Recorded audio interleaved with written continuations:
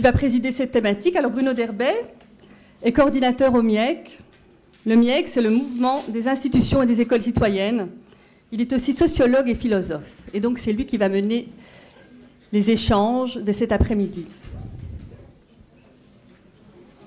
Bonjour tout le monde, merci Nora et le Centre culturel Omar Khayyam de m'avoir invité pour animer cet après-midi qui me paraît assez intéressante, voire passionnante. Nous allons avoir dans un premier temps Muriel Sacco qui va nous faire un compte-rendu de l'atelier de ce matin concernant le thème donc, des enjeux culturels de la médiation. Mon rôle, ce sera de voir dans le débat et dans les interpellations de nos deux intervenants comment faire vivre les questions, les perspectives qui sortent de cet atelier. Dans un premier temps, nous allons entendre Ahmed Hakim, qui est donc directeur du centre... attendez, je recherche du centre de médiation des gens du voyage et des Roms, et qui donc a un travail à la fois de formation et d'accompagnement à ce niveau-là.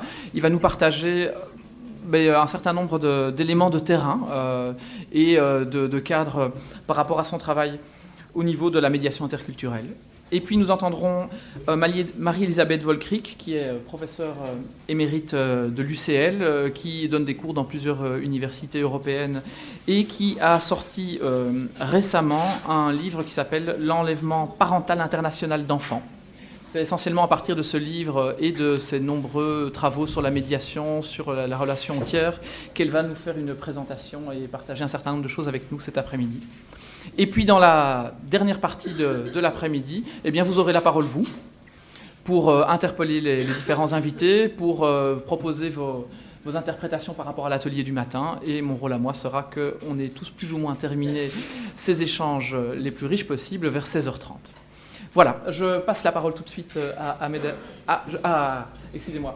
Pour commencer le tour de table, j'ai posé la question de savoir dans quelle situation se posait la question de la médiation pour à la fois connaître un petit peu les gens qui étaient là et qui participaient. Donc voilà le résultat. Donc c'est que la médiation intervient dans des situations de conflit, mais pas seulement, des conflits scolaires, donc entre élèves, entre professeurs et élèves, entre direction et parents, mais aussi dans des conflits familiaux et des conflits de voisinage, de proximité, dans des groupes comme des classes. Elle intervient aussi dans les cas de décrochage scolaire. Elle intervient aussi pour renouer des liens entre personnes et elle participe là donc à la reprise de contact. Et elle intervient également dans des services de proximité, dans des cas de personnes qui connaissent des difficultés administratives. Mais aussi, et là c'était peut-être un peu plus surprenant, c'est que la médiation, il en est aussi question, pas en tant que procédure ou processus de résolution des conflits, mais plutôt comme outil transmis à des groupes pour diffuser les pratiques de médiation. Voilà. Alors donc ça, c'est les premiers. Ça, ce fut le résultat du premier tour de table. Alors, elle se fait la plupart du temps à l'invitation. On invite les personnes. Donc, ça veut dire que on leur explique en quoi consiste la médiation et que les personnes, les parties à la médiation, ont le droit de refuser de participer. Alors, il y a bien une espèce de triangulation entre les différentes parties et le médiateur. Et ce médiateur, il est sans pouvoir, évidemment. Alors, il y a quand même, malgré tout, au fil de la discussion émergé, les situations de contrainte. Donc, c'est parfois lorsque il y a une hiérarchie, elle a lieu dans le cadre d'une hiérarchie institutionnelle. Donc, le fait que, par exemple, il est fort difficile de refuser une médiation lorsqu'on est directeur, alors que son supérieur hiérarchique à la communauté française, par exemple, est au courant qu'il y a une demande de médiation qui a été adressée à son directeur, où il est difficile de refuser une médiation quand c'est le directeur qui invite le professeur d'une école, par exemple, à faire médiation. Il y a aussi des cas de médiation qui sont imposés dans le cadre de divorce, dans le cas de conflits de couple ou de conflits dans la séparation. Alors, il y a aussi une difficulté, une contrainte que pose le contexte dans lequel intervient, le contexte plus général dans lequel intervient la médiation, c'est la légitimité, c'est-à-dire que, étant donné que les personnes sont censées être sur un pied d'égalité dans la médiation, eh bien, ce qui est compliqué, c'est que certaines personnes sont amenées à quitter leur position hiérarchique de surplomb, ou en tout cas de supériorité, et que le contexte conduit toujours plus en fait à moins s'appuyer sur des titres, sur une légitimité octroyée par des titres, et plus sur des compétences et des actes. Donc voilà, ça c'est un petit peu le contexte dans lequel la médiation se déroule. Alors,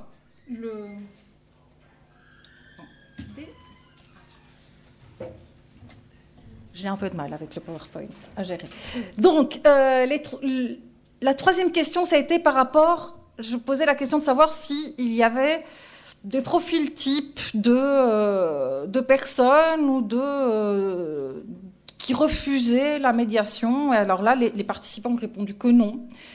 Que la plupart du temps, ce qui était difficile, c'était d'arriver à la médiation, mais qu'il y avait un travail qui était fait en amont pour essayer de rendre possible la médiation, que souvent les refus correspondaient à des peurs d'entrer en confrontation avec l'autre partie de la médiation, d'entrer en confrontation directe, ce qui a fait parler de médiation directe et indirecte, le cas où les deux personnes qui sont médiées ne se rencontrent pas directement. Et puis, il y a eu aussi un cas qui n'est pas vraiment un refus à proprement parler, mais qui est un refus en acte, c'est ne pas vouloir sortir justement de sa position de sa position hiérarchique pour entrer en médiation. Alors, enfin, on en est arrivé à la question des enjeux culturels. Alors, pour les participants, ce n'est pas...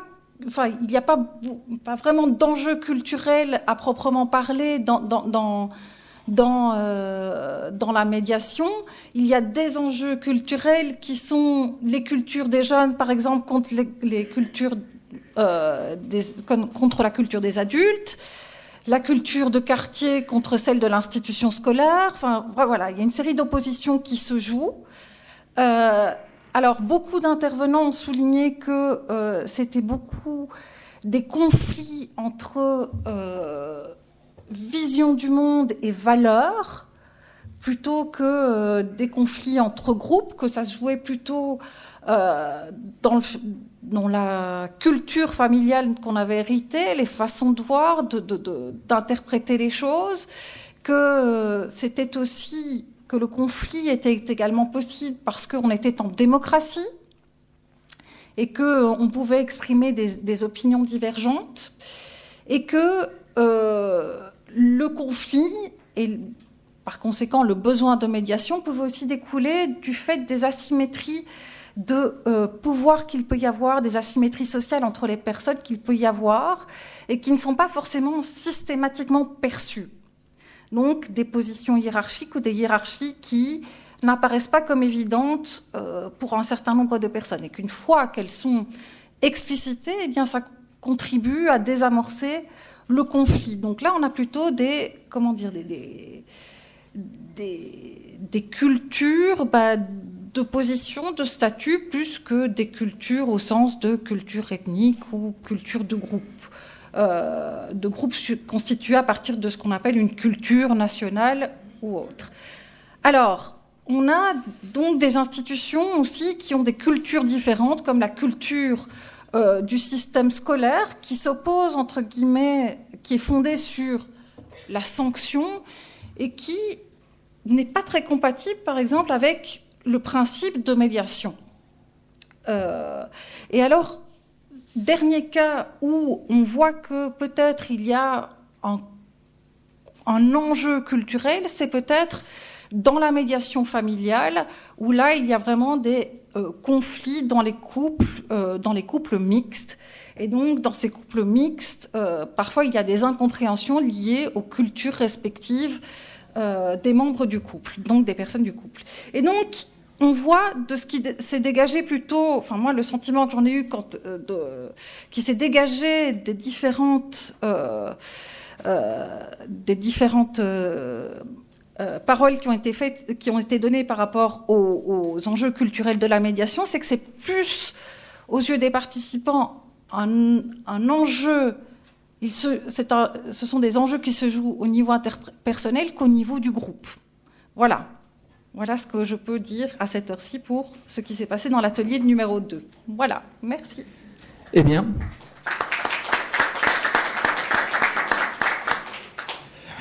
merci beaucoup pour ce compte-rendu qui pose déjà pas mal de questions et que nous allons donc essayer de reprendre dans le moment de débat en fin d'après-midi.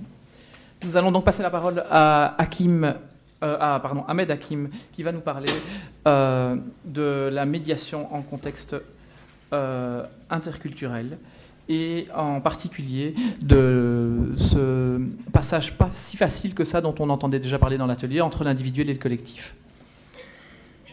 Bonjour à toutes et à tous.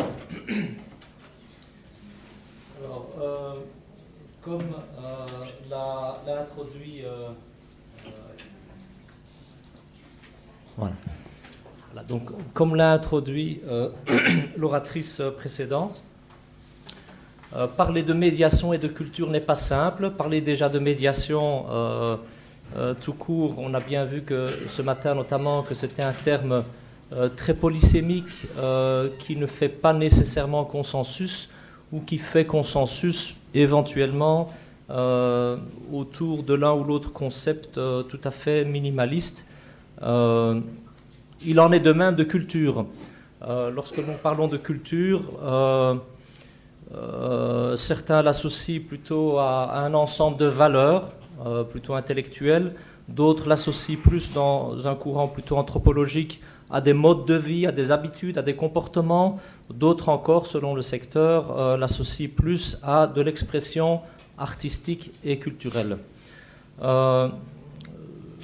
Ici, on m'a demandé d'introduire la question de la médiation interculturelle.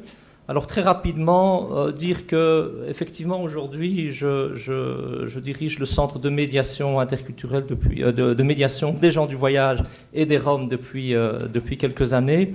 Mais j'interviens ici surtout au travers de mon expérience de mise en place et de formation de cellules de médiation interculturelle depuis les années 90 et singulièrement dans le domaine de la santé.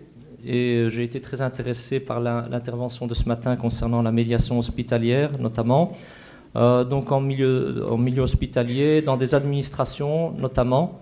Et je continue à accompagner, à coacher ou à superviser des équipes de médiateurs interculturels. Donc ce travail de formation reste quelque chose auquel je tiens toujours.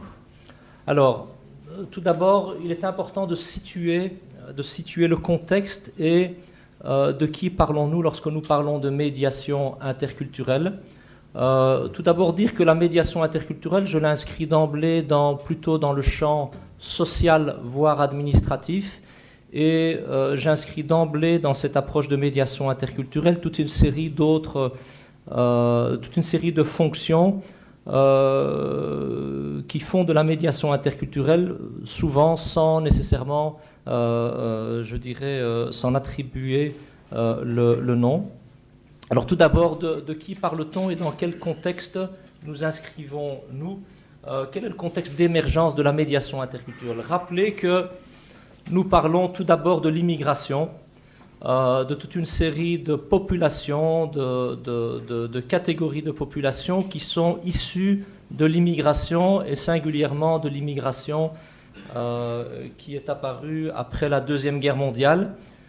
Indépendamment des pays d'origine, il faut pouvoir caractériser ces populations, reconnaître que ça a été d'abord une immigration de travail, une immigration ouvrière, caractérisée par un faible niveau de formation, ce qui a toute une série de conséquences, bien évidemment, en termes sociaux, éducatifs notamment, et de rapport aux institutions. Il s'agit d'une immigration, d'une population immigrée qui est marquée aussi par la multiplicité des cultures et des provenances. Donc il ne s'agit pas d'une seule culture et d'une seule communauté, loin de là. Ce sont des populations qui sont extrêmement éclatées. Rappelez que la plupart proviennent de Méditerranée, nord et sud de la Méditerranée, que ce sont des économies, pour la plupart des pays à économie pré-industrielle, et enfin que pour la plupart de ces pays-là, la langue majoritaire est une langue autre que le français. Les institutions avec lesquelles le médiateur interculturel travaille donc s'inscrivent dans une société qui, elle, n'est pas pré-industrielle bien évidemment, mais post-industrielle, qui est caractérisée par la société du savoir et de l'information, et cela ne date pas seulement de l'ère Internet, à partir des années 90, mais déjà bien avant, le savoir, l'information et la prédominance des secteurs des services marquent notre société. Notre société est marquée aussi depuis une bonne trentaine d'années par une institutionnalisation de plus en plus importante de sphères de la vie qui autrefois étaient relativement privées, ou en tout cas laissées à la famille, au voisinage, etc. Ce sont tous les secteurs de soins, de l'éducation, de l'aide aux personnes. À titre d'exemple, le soin aux personnes âgées, par exemple, notamment encore dans nos sociétés, dans les campagnes, jusqu'il y a une bonne génération, était encore, pour certaines catégories, laissé, je dirais, à l'initiative et à la responsabilité de l'entourage, par exemple familial. Aujourd'hui, c'est un secteur qui est largement professionnalisé et institutionnalisé.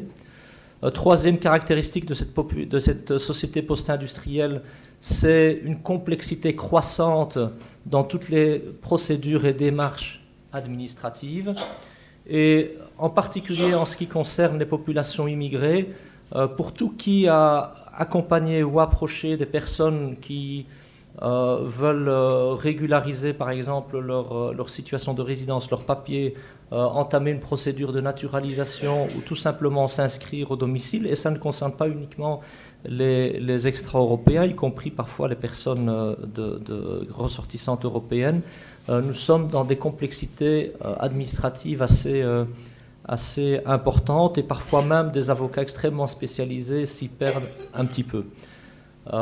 Et enfin, en tout cas que je mets en évidence, dernière caractéristique de cette société post-industrielle, c'est ce que modestement j'appelle la taylorisation de l'aide aux personnes, à savoir la division de toutes les tâches, des tâches, je dirais, qui constituaient un métier.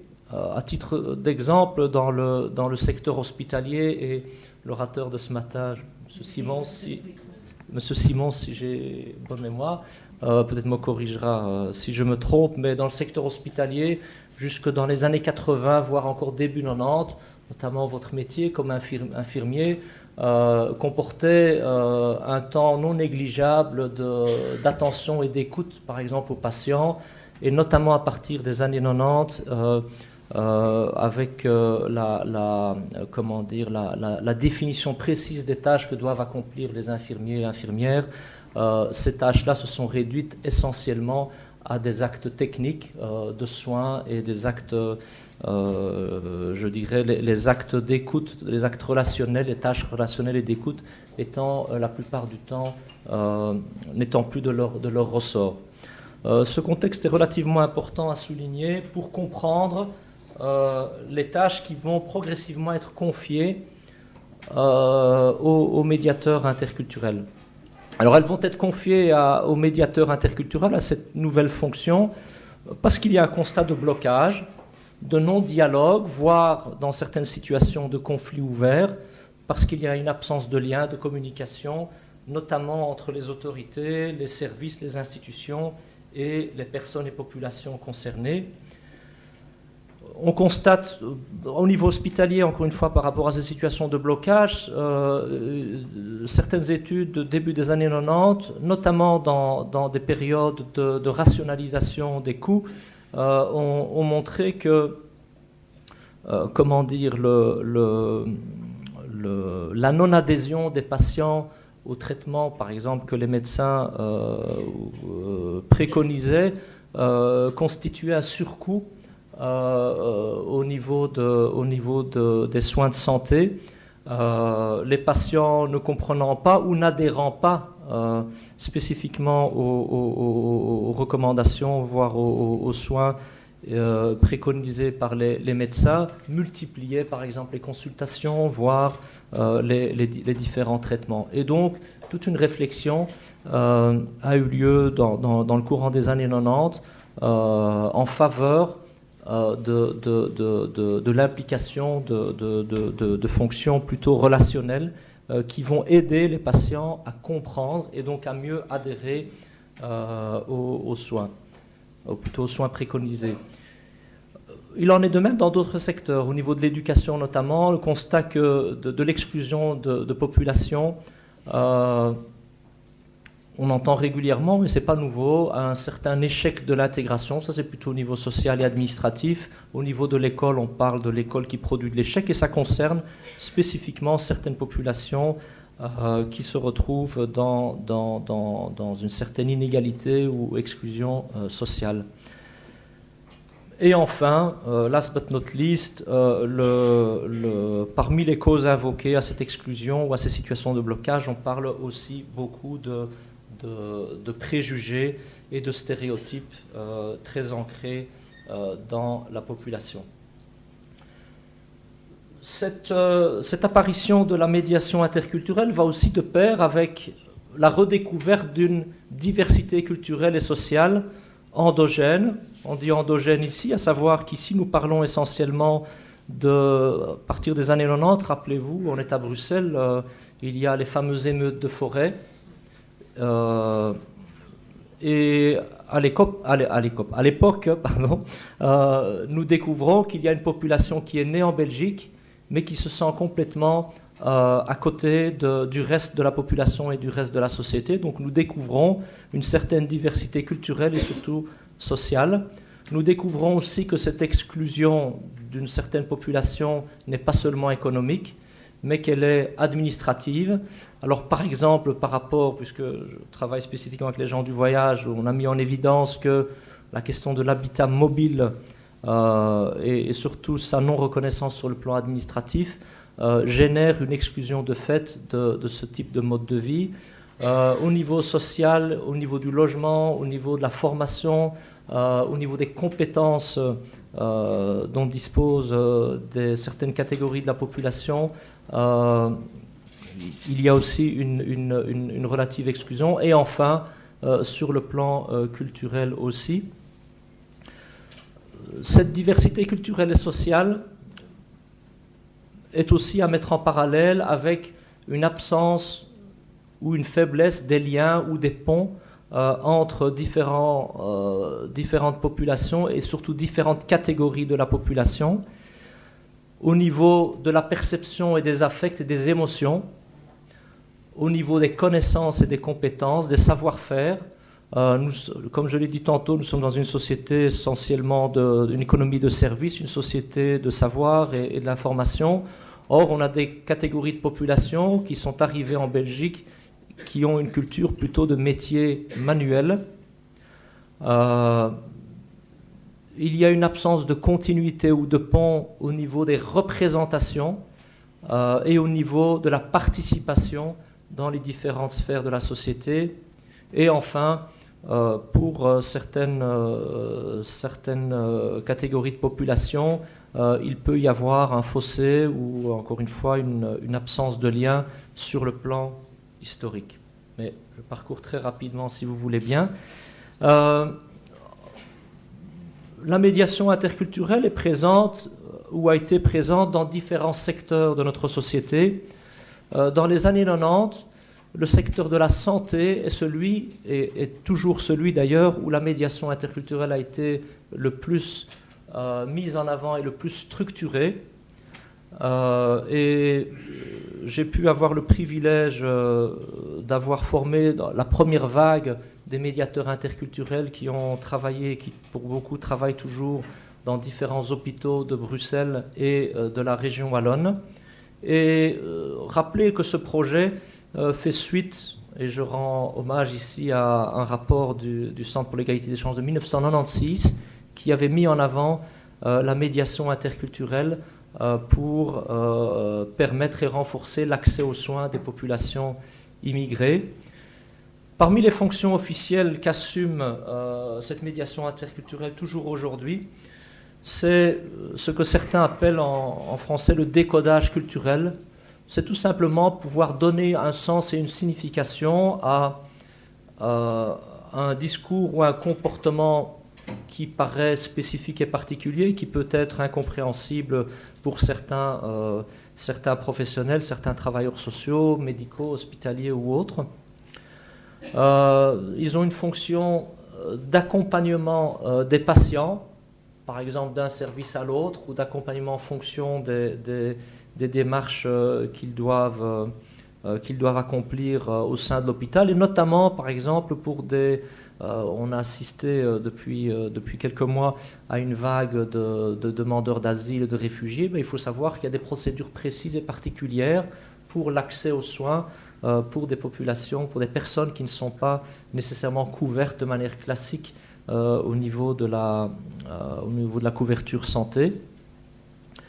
Il y a bien évidemment une fonction d'écoute et de soutien, et c'est notamment au travers de cette fonction-là que je maintiens que la médiation interculturelle est apparue particulièrement au secteur de la santé pour pallier à cette rationalisation du travail infirmier, du travail médical, puisque cet âge d'écoute et de soutien plutôt psychologique des patients, je dirais très concrètement, le personnel de soins n'a plus le temps de les accomplir. Une fonction de défense des droits ou des intérêts du patient, c'est une fonction qui est relativement contestée, remise en cause, même si elle figure toujours dans les fonctions officielles de la médiation interculturelle en milieu hospitalier.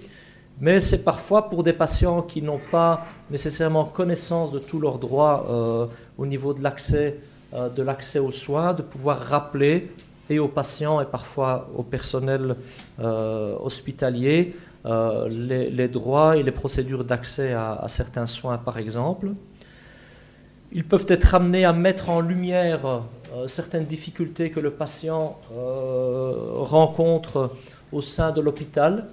Et il y a toute une série de fonctions qui ne sont possibles qu'au travers de cette troisième fonction qui est véritablement essentielle, d'ailleurs dans tout travail de médiation, c'est la fonction d'écoute. Ils ont le temps d'écouter, une de leurs fonctions c'est d'écouter, et donc ils entendent énormément de choses, ils entendent notamment des difficultés que rencontrent les patients, mais ça peut être aussi, ils peuvent parfois même détecter au travers de ce que les patients disent, parfois de manière anodine, éventuellement des plaintes sur le plan médical qu'ils peuvent alors transmettre et attirer l'attention des médecins ou des infirmiers, par exemple, sur ce type de plainte, alors que le patient lui-même, peut-être, n'a pas conscience de l'importance de ce qu'il exprime. Les deux dernières sont aussi très importantes, bien évidemment, c'est l'information. L'information, avoir un patient qui se sent accueilli et informé par rapport aux soins, quelque chose d'important pour tous les patients, surtout pour des patients qui ne maîtrisent pas la langue ou qui, ont vécu dans un tout autre système où les soins médicaux sont organisés totalement différemment. C'est important lorsqu'on est dans des situations de faiblesse, dans des situations parfois de perte de repères, de faiblesse y compris sur le plan physique et médical. C'est important parfois d'être pris en charge aussi sur le plan de l'information. Et enfin, la fonction d'interprétariat qui est bien sûr à la base aussi du métier de médiateur interculturel en milieu hospitalier. D'autres secteurs, je dirais, voient directement ou indirectement cette fonction de médiation interculturelle. Alors, dans le secteur de l'éducation, il y a énormément de médiateurs scolaires ici, donc je vais être prudent dans ce que je vais dire. Au niveau de la médiation scolaire, dans ce que j'ai entendu et dans ce que je sais depuis des années, il y a souvent un véritable travail de médiation aussi interculturelle, même si elle ne porte pas ce nom-là, avec une partie des fonctions que j'ai citées tantôt, pouvoir comprendre la dynamique familiale, l'histoire et le parcours, par exemple, des personnes. C'est quelque chose qui permet d'arriver à un objectif de rapprocher les points de vue entre les parents qui parfois n'ont pas nécessairement une représentation positive de l'institution scolaire, de rapprocher ces points de vue-là d'une direction, par exemple, ou parfois des enseignants eux-mêmes, avec un objectif.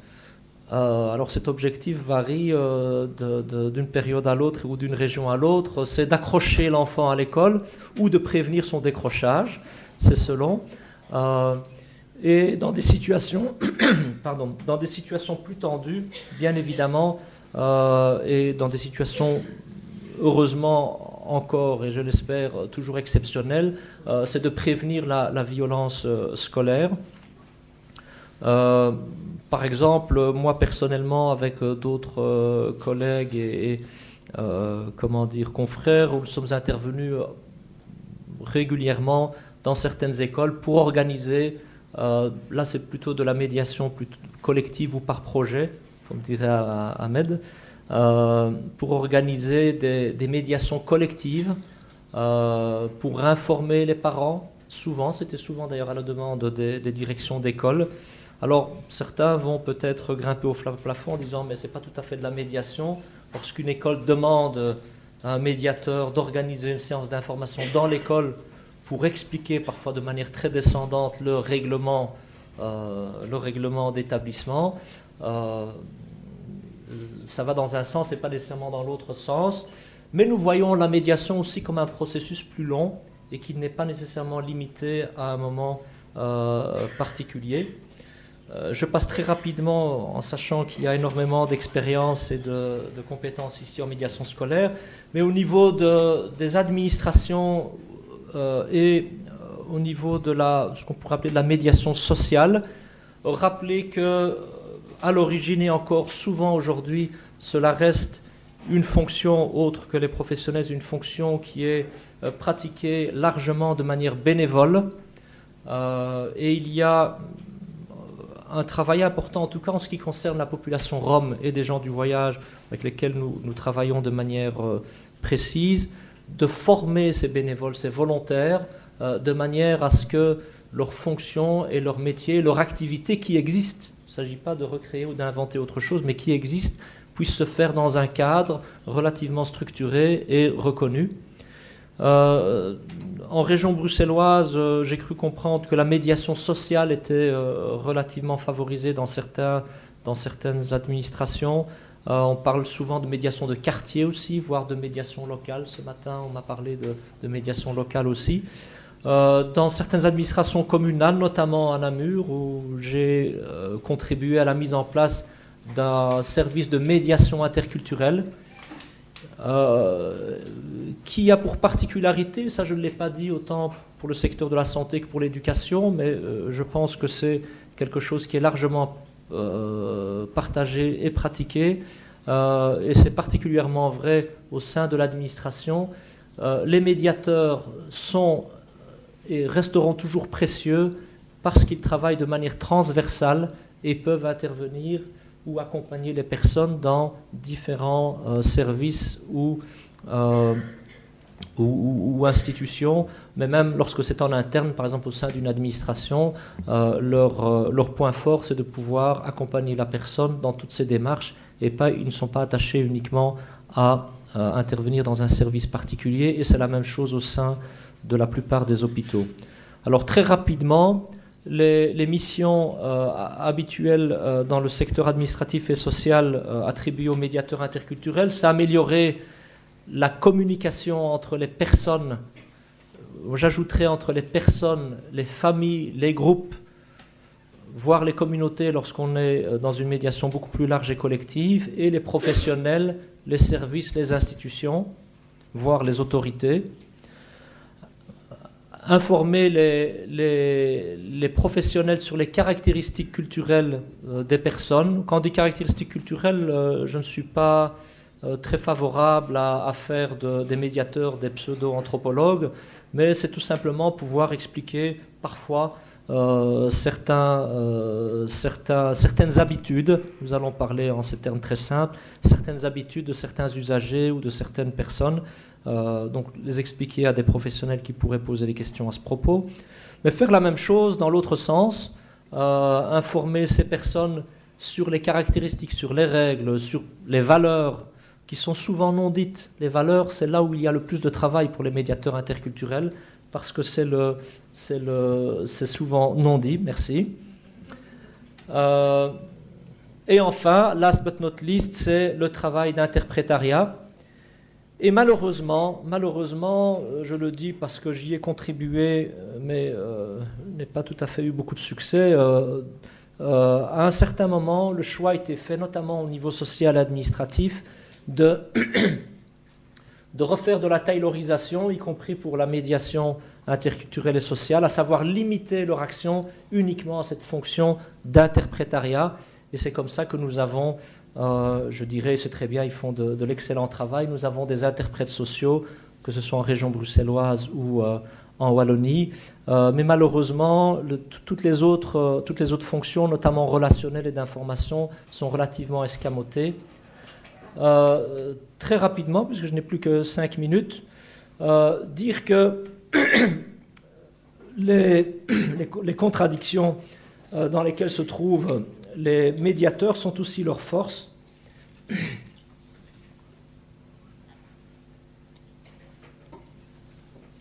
On choisit les médiateurs interculturels parce qu'ils appartiennent à une communauté, mais c'est aussi ce qu'on pourrait leur reprocher, ou en tout cas en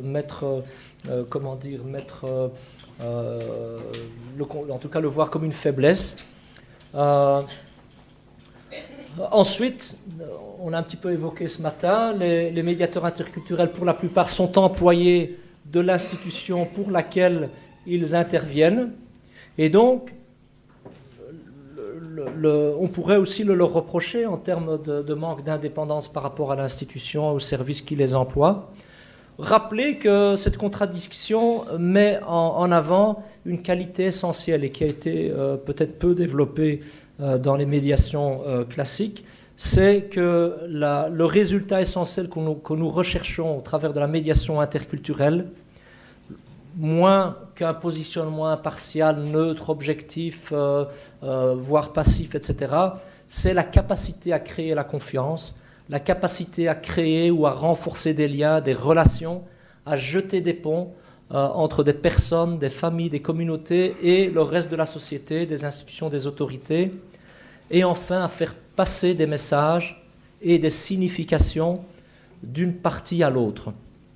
Et une métaphore que je propose, comme pour un pont est solide et tout à fait efficace pour faire passer les personnes d'une rive à l'autre, un pont solide doit être ancré et solidement ancré sur les deux rives, et je pense que c'est la meilleure image pour illustrer la médiation interculturelle. Juste peut-être une minute pour passer à ce qui me semble un schéma synthétique, mais qui me semble très important. Les deux grandes finalités, pour résumer, les deux grandes finalités de la médiation interculturelle, c'est favoriser l'intégration. Et donc là, c'est une finalité, je dirais, qui est bien sûr soutenue et mise en avant notamment par les autorités. C'est comment intégrer ces populations différentes. Une autre finalité qui est mise en avant par les personnes elles-mêmes, les populations différentes, pour rester simpliste, c'est l'accès aux droits.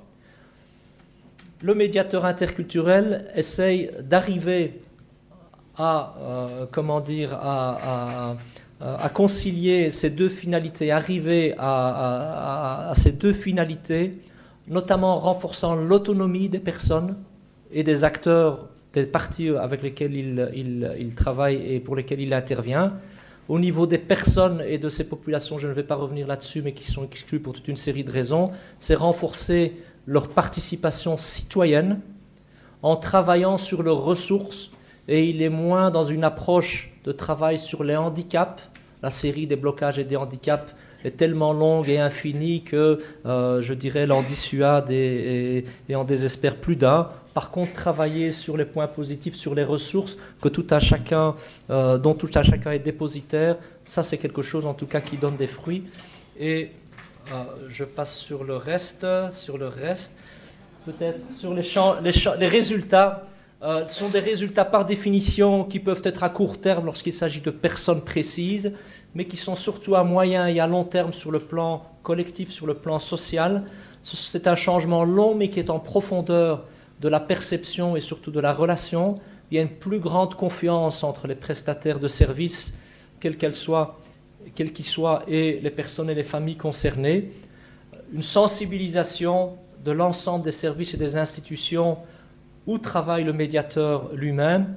Et enfin, là où les communautés, où le médiateur est présent, il joue un rôle de modèle, avec toutes les limites qu'il faut mettre tout de suite à ce terme, à cette notion de modèle, mais un rôle tout de même de modèle dans la communauté, mais aussi dans le service. Les risques, très rapidement, le médiateur ne doit pas, même s'il est poussé par tout le monde pour ce faire, ne doit pas devenir un intervenant social ou éducatif ou sanitaire ou médical pour telle ou telle culture ou tel groupe. Il ne doit pas se transformer comme en écran vis-à-vis des personnes ou des groupes ou des familles de telle ou telle culture. Les personnes, comme citoyennes, doivent pouvoir accéder à un médecin à l'hôpital, doivent pouvoir accéder à un fonctionnaire dans une administration, à un directeur d'école ou à un enseignant, indépendamment du médiateur si elles le souhaitent. Ils ne doivent pas être le passage obligé. Et enfin, le médiateur ne doit pas être l'attaché spécial aux affaires maghrébines, aux affaires turques, aux affaires gitanes, par exemple, ou à d'autres cultures, et la liste peut être infinie. Il doit être centré sur le parcours et les situations des personnes prises individuellement et sur le plan familial, et pas sur le plan communautaire ou culturel au sens abstrait. Je parle de risque ici, mais c'est une réalité. C'est pour ça que je me permets d'être un peu péremptoire dans les appels, en tout cas, à la prudence. Voilà très rapidement, il y a toute une série de recommandations, mais si j'ai éventuellement 2 minutes. Rapidement alors, une minute même. Une minute. Alors, en 1 minute, dire tout d'abord que la médiation est d'abord une pratique avant d'être une théorie. C'est d'abord un processus qui vise notamment à pallier à l'inefficacité des règles procédurales linéaires. Et donc le médiateur, c'est la transversalité et la possibilité de faire des va-et-vient et des raccourcis d'une certaine manière des procédures habituelles, mais toujours dans la légalité, bien évidemment. Une des recommandations aussi pour le médiateur, c'est de privilégier avec les acteurs concernés l'intervention et l'action plutôt que le discours sur ce qu'ils font. La troisième chose, c'est de mettre en évidence le sens, le meaning, donc le sens d'une parole, le sens d'un comportement, plutôt que des connaissances et des informations brutes, indépendantes des personnes accompagnées, par exemple. Évaluer l'intervention ou l'ensemble des interventions au regard du processus, mais aussi au regard du résultat concret pour les acteurs, et notamment ce matin, je reviens souvent à la médiation hospitalière, mais faire le relevé statistique du nombre de plaintes, pour un médiateur, ça a très très peu de sens. Par contre, évaluer de manière qualitative et éventuellement l'aboutissement pour les acteurs concernés. Ça, c'est quelque chose, évidemment, comme feedback qui peut être tout à fait intéressant. Favoriser une plus grande éthique dans l'intervention, notamment pour toutes les questions, et on en a parlé notamment tantôt, de neutralité, mais aussi on a un peu entendu parler d'empowerment.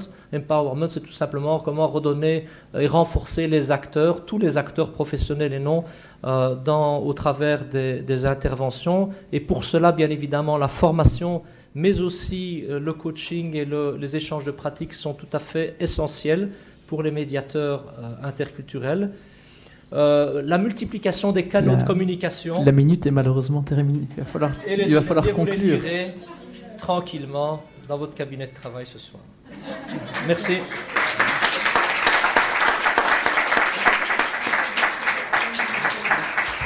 Voilà. Merci Ahmed Hakim pour cette présentation qui faisait, je trouve, assez bien écho au compte-rendu de l'atelier de ce matin, dans le sens où elle présentait à la fois la médiation dans son contexte historique, mais aussi dans les différents rôles qu'elle peut jouer dans notre société. Je suis certain qu'on va pouvoir trouver dans l'espace du débat à la fois des moyens d'interroger la présentation d'Ahmed et l'atelier, mais aussi des moyens de voir si on ne peut pas trouver derrière ça des enjeux plus fondamentaux, des enjeux plus importants, ou en tout cas plus généraux dans notre société. Alors si Marie-Elisabeth Volkrig est prête... Presque. Je vais maintenant lui passer la parole en vous rappelant donc qu'elle va aborder la question de la médiation interculturelle par une porte d'entrée un peu spécifique, qui est celle de l'enlèvement parental international d'enfants, et à partir notamment d'un livre qu'elle vient d'écrire sur ce sujet-là. Oui, bonjour. Il faut brancher le micro. Oui. Voilà. Mais je voudrais d'abord vous remercier de m'avoir invité à participer à ces réflexions avec vous tous sur la médiation. Alors, je ne vais pas parler de médiation interculturelle, mais des questions culturelles seront présentes dans la recherche que nous avons menée. Comme ça va ? Plus près. Ah non, j'avais peur d'être trop près. Bien, donc... oui... On n'a pas été très tendre jusque maintenant à propos des recherches théoriques, mais je vais quand même m'y lancer. Et effectivement, je fais de la recherche sur la médiation. Je ne suis pas médiatrice, mais je fais de la recherche sur la médiation. Et ce dont je vais vous parler maintenant, c'est d'une recherche interdisciplinaire que nous avons faite sur les enlèvements parentaux internationaux d'enfants. Il m'a semblé que les bénéfices de cette recherche pouvaient s'appliquer également à la médiation en général. Donc, vous n'êtes pas ici des spécialistes de médiation familiale internationale, ou peut-être même pas de familiale, puisqu'il y a beaucoup de scolaires parmi vous, et puis d'institutionnels. Mais j'ai pensé que précisément il y avait des questions qui surgissaient dans ces cas qui sont paroxystiques, parce que c'est vraiment des gens qui sont dans des situations épouvantables. Et j'ai l'impression que justement ces situations très paroxystiques mettent en évidence certains traits qui pourraient nous aider à réfléchir à cet objet qui, à mon avis, n'est pas très simple à penser, qui est la médiation. Alors donc je commencerai par situer un peu la manière dont on a cherché, et puis après je vais porter mon attention sur 3 pistes pour alimenter nos échanges. Le terrain sur lequel intervient la médiation, pourquoi tout à coup il y a une demande de médiation, pourquoi il y a une nécessité de médiation tout à coup qui surgit, ce qui rend possible la médiation du côté des sujets, et aussi en dernier lieu ce que la médiation peut apporter. Et alors je vais là être très pratique. Je vais vous proposer des choses très concrètes. Voilà. Je vais aller un peu vite parce que autrement je n'y arriverai pas, je le sais déjà. Donc c'est une recherche interdisciplinaire qui a réuni des parents victimes. Donc nous avons travaillé avec des parents qui avaient vécu un enlèvement parental d'enfants international. On a travaillé avec des juges, des médiateurs, des avocats, des collaborateurs de l'autorité centrale, le service social international, SSI, des professeurs et chercheurs en droit, en sociologie et en communication. C'était une collaboration entre l'Université de Louvain, Jean Demac et moi-même, et l'université de Neuchâtel, la faculté de droit, avec principalement Christine Guécabert. Voilà. Alors, les limites de la recherche, c'est que pour des raisons éthiques et pratiques, nous n'avons pas pu convier les ravisseurs, ni les enfants enlevés, qui étaient très très petits, de très bas âge. Ils avaient 1 an et demi, 4 ans, 3 ans, c'était très très petit. Donc la recherche a été publiée en juin 2015 sur l'enlèvement parental international d'enfants, saisir le juge ou s'engager dans la médiation. Donc 2 éditrices, c'est Christine Guécabert et moi-même. Et j'insiste un peu là-dessus pour rendre hommage à ma collègue Christine Guécabert, avec qui on a travaillé, avec qui je collabore depuis longtemps. Et je voudrais vous dire quelque chose qui est en même temps très personnel et que vous devez vous en douter. C'est que moi j'ai une formation de sociologue et de communicatologue, et elle de juriste. Et c'est parce qu'on s'entend bien qu'on est arrivé à se parler. Parce que les mots que nous employons font référence à des choses tellement différentes, même la manière de structurer sa pensée est tellement différente. Les juristes sont très rigoureux, parfois plus que nous, et nous avons à apprendre des choses d'eux. Et nous, je pense que nous sortons peut-être plus facilement d'une rationalité positiviste que eux. Et par exemple, pour vous donner des choses très concrètes, quand moi je parlais de normes, pour moi c'était des normes sociales, et pour elles c'était des normes juridiques, et c'était impensable de penser autrement. Et moi je ne voyais pas très bien, je n'avais pas de formation juridique, je ne comprenais pas très bien ce qui se passait. La même chose pour des principes, on en a parlé tout à l'heure. Bon, il y a des principes qui sont juridiques, normatifs, éthiques, et puis il y a des principes de justice qui sont des principes de justice sociaux. Je pense aux travaux, par exemple, de Boltanski et Thévenot, si certains les connaissent. Donc, je veux dire par là que nous avons vraiment dû travailler ensemble dans tous les sens du terme et vouloir faire quelque chose, comprendre quelque chose ensemble. Alors, donc le premier point, la première piste, c'est le domaine dans lequel intervient la médiation. À quel type de difficulté est censée répondre la médiation? Au fond, pourquoi la médiation? Des sujets pluriels, et leur biographie les a jetés à l'intersection de multiples univers. Ils appartiennent à plusieurs familles, composées, recomposées, décomposées, à plusieurs cultures, arabes, francophones, suisses, sri-lankaises, à plusieurs religions, musulmanes, catholiques ou d'une spiritualité laïque. Et donc, il faut se rendre compte qu'ils sont en négociation constante dans leur quotidien. Ils doivent choisir, faire des choix, catégoriser des normes sur lesquelles ils vont insister, d'autres pas. Et ça dans un espace très objectif d'internormativité. Et des conflits, des différences surgissent. Un risque sérieux existe alors qu'un parent passe à l'acte par un enlèvement d'enfant, faisant voler en éclats la famille. Quand un événement catastrophique comme un enlèvement d'enfant arrive, qu'est-ce qui se passe? Les parents victimes qui, bien que dévastés, ne renoncent pas à faire valoir leurs droits, j'y reviendrai, ils cherchent de l'aide, ils crient à l'injustice. Ils se tournent vers les différents acteurs étatiques qui sont amenés à prendre en charge ces situations, c'est-à-dire qu'ils interpellent les juges, les représentants des autorités centrales, les autorités qui doivent assurer la mise en œuvre des décisions. Ils interpellent leurs avocats, ils font le siège des services sociaux, des ambassades, des consulats. Ils affirment que leur droit de garde est dénié, le droit de visite bafoué, l'autorité parentale foulée aux pieds. Ils exigent le retour immédiat de l'enfant, en appel aux conventions de la Haye, à la Convention des droits de l'enfant, à la protection des mineurs. Bref, ils mobilisent le droit. Mais que peuvent faire les médiations juridiques dans ces situations? Que faire quand la dispute se déroule à des milliers de kilomètres? Que faire quand un parent se barricade dans son droit national et que l'autre est desservi par un droit international muet? Quand les cultures familiales et juridiques sont si différentes qu'aucune solution commune n'est envisageable, ni aucune autorité susceptible de s'imposer aux parties. Des solutions juridiques existent, mais elles sont indispensables, mais elles sont insuffisantes. Les conventions de la Haye de 1980 et 1996, qui sont le fruit de la conférence de la Haye de droit international privé, sont destinées à faciliter les rapports familiaux transnationaux. Il y a aussi le droit familial, le droit national qui se développe beaucoup avec la protection de l'enfant et la protection de l'adulte aussi. Mais vous le savez bien, ou vous ne le savez pas, les conventions de La Haye ne sont pas ratifiées par tous les pays. L'Afrique et l'Asie y échappent pratiquement. Et si elles sont ratifiées, eh bien, les décisions sont difficilement exécutées, si pas exécutées. Et par exemple, l'Allemagne protège beaucoup ses ressortissants. Il y a d'autre part une impossibilité de se mettre d'accord sur des règles de droit commun, autres que des normes très ouvertes. On a parlé tout à l'heure des principes. On parle beaucoup du principe de l'intérêt de l'enfant en médiation familiale. Le droit recherche les fautes et répond par des sanctions civiles, le retour immédiat de l'enfant, ou pénal par la condamnation. Ce n'est pas forcément le meilleur discours dans le cas de disputes familiales.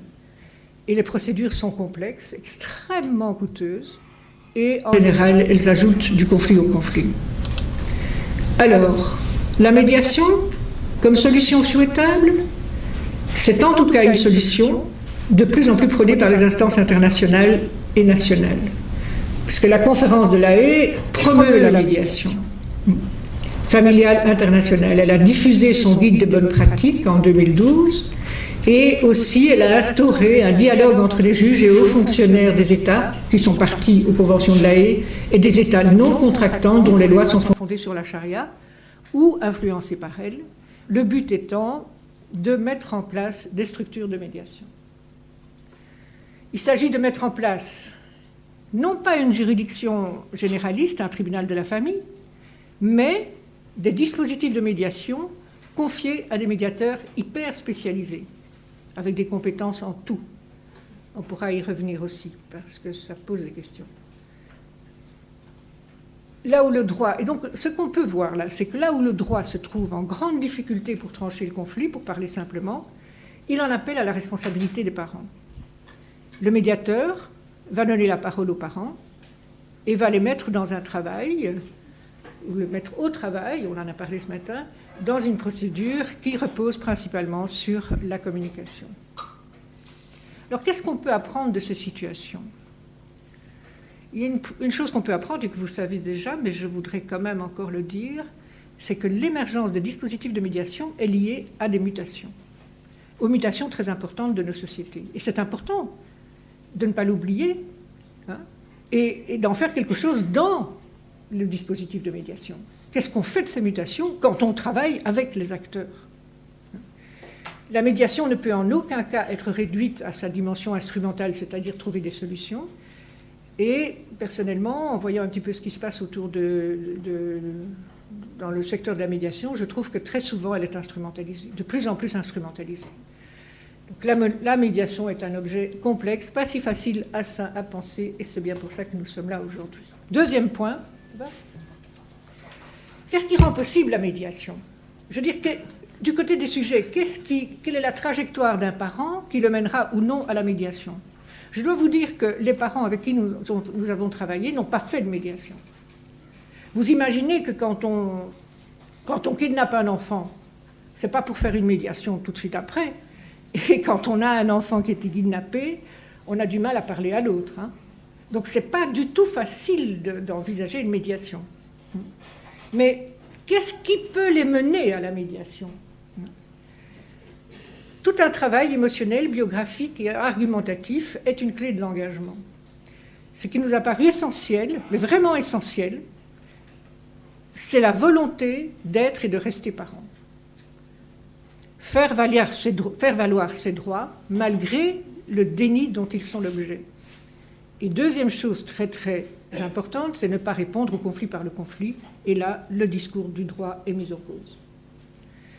La volonté d'être et de rester parent,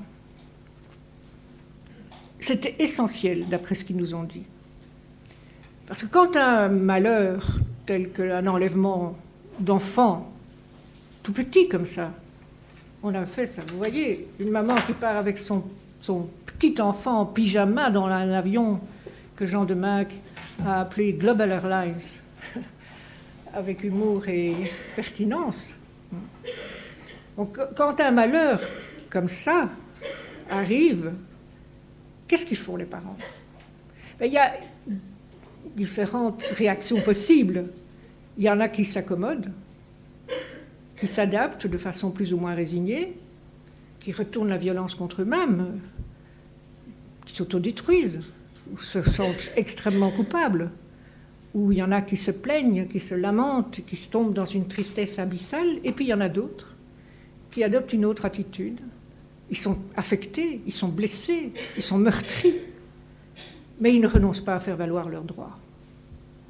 Au vécu traumatique s'ajoute l'indignation devant l'injustice. Qu'est-ce qu'un trauma? Un trauma, ça constitue la conséquence psychique d'un événement dévastateur. Ça affecte la biographie d'un individu, son sentiment d'existence, sa définition de lui-même. La réponse professionnelle au trauma consiste dans une thérapie menée par un clinicien. Une injustice, c'est autre chose. C'est un événement public, politique, qui appelle une reconnaissance intersubjective. Et là, si une intervention professionnelle peut contribuer à apaiser cette disruption, elle viendra nécessairement de représentants du droit. Donc, le trauma, vous voyez que c'est un équilibre affectif brutalement démantelé, tandis que l'injustice, c'est une inadéquation entre un comportement et tout un ensemble d'attentes normatives. Ce que disent ces parents, et continuent à dire, ils sont presque des héros, à qui veut ou aussi à qui ne veut pas les entendre, c'est qu'ils sont les parents, qu'ils continueront à exister pour l'enfant, quelle que soit la nouvelle configuration de l'enfant, et alors que tout est fait pour les exclure. Et pour mener leur combat, ils n'ont pas d'institution. Toutes les institutions sont lointaines. Les institutions disent « on ne peut rien pour vous. On ne peut rien pour vous ». Qu'est-ce qu'ils font? D'abord, c'est difficile de ne pas se détruire. Hein, mais ils s'accrochent. Et ça coûte cher. Ils inventent.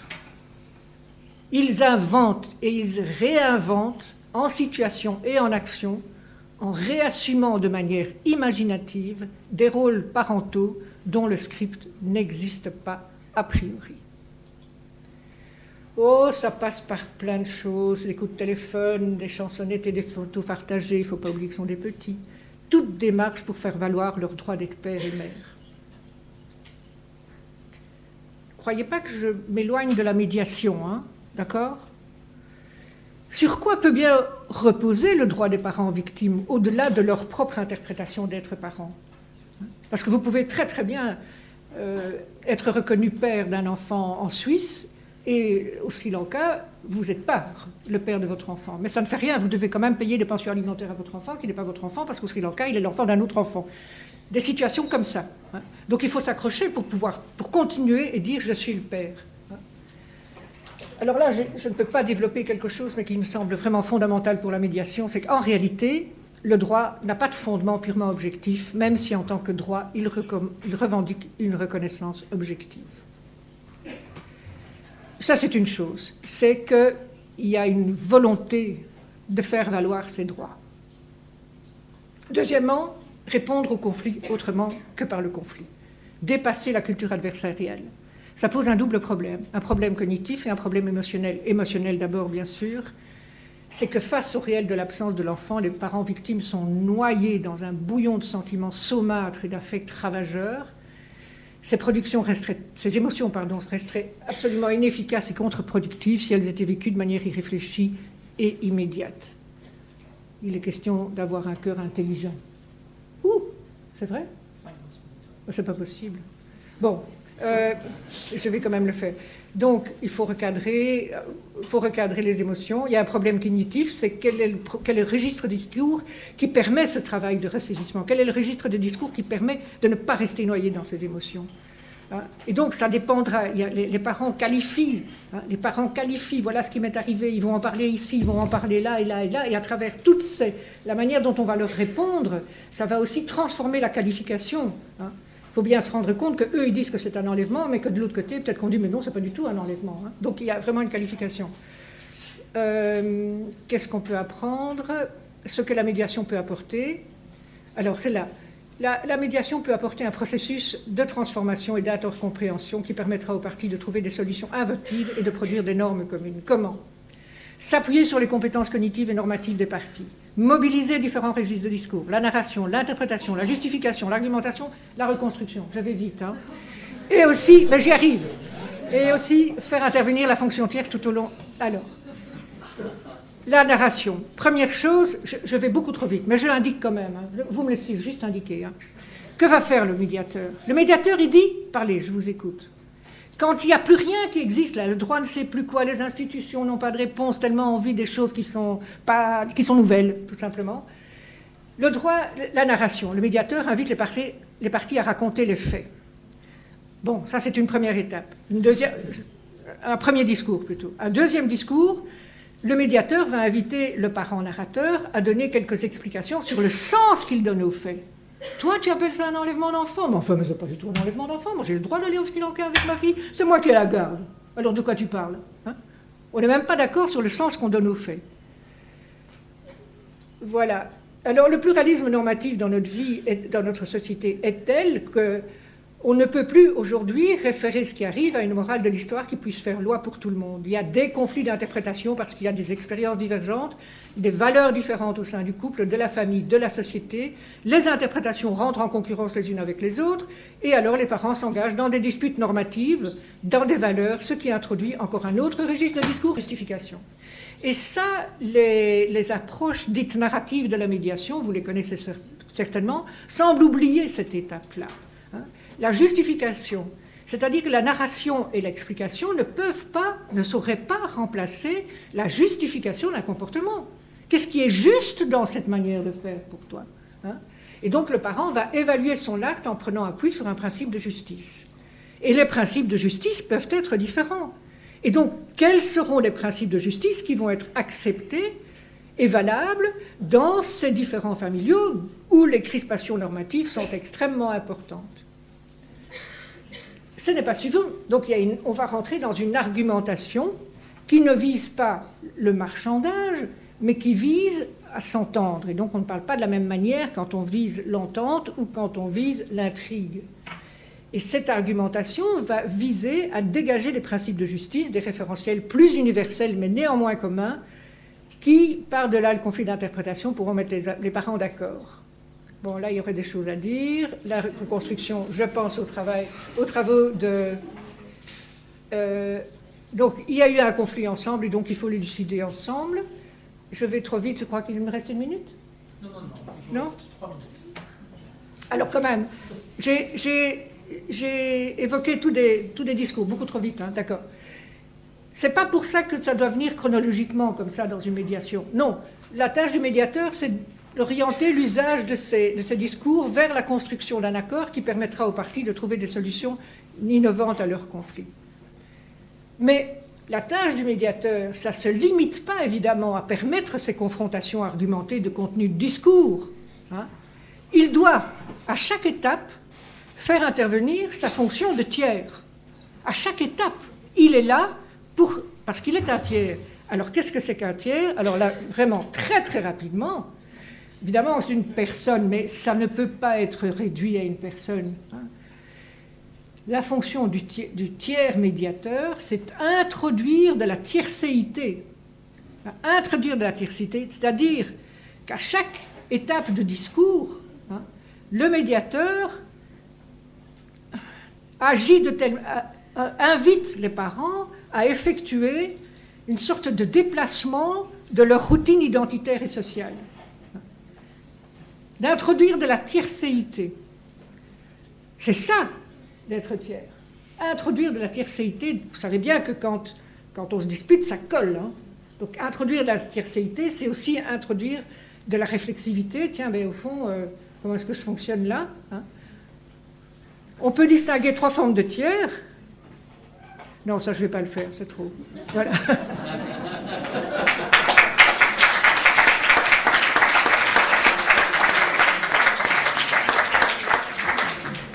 Voilà. Merci beaucoup, Madame Volkrig. J'ai personnellement trouvé assez étonnant de rentrer par une toute autre porte sur la question de la médiation interculturelle, là où Ahmed nous avait amené à réfléchir une société qui se complexifie, une société dans laquelle finalement créer des ponts devenait de plus en plus nécessaire, mais pas forcément évident, à travers le contexte international où les ponts sont physiques et les ponts sont juridiques. On rentre par la médiation, je dirais par le Z et pas par le A. Cela dit, j'ai trouvé personnellement tout aussi intéressant de revoir le potentiel de la médiation et les différents moments de la mise en présence de différents points de vue, de différentes personnes et de différentes cultures. Et je suis tout aussi intéressé de voir ce que vous allez nous en dire. Donc la parole est à vous, à la fois pour interroger l'atelier de ce matin dont on a eu un compte-rendu tout au début, ou bien pour interroger l'un ou l'autre de nos intervenants, voire encore pour proposer de nouveaux commentaires et de nouvelles réflexions. Je ne sais pas s'il y a un micro à passer dans la salle ou si je donne la parole comme ça. Voilà, le micro est là. Qui a envie de lancer les débats ?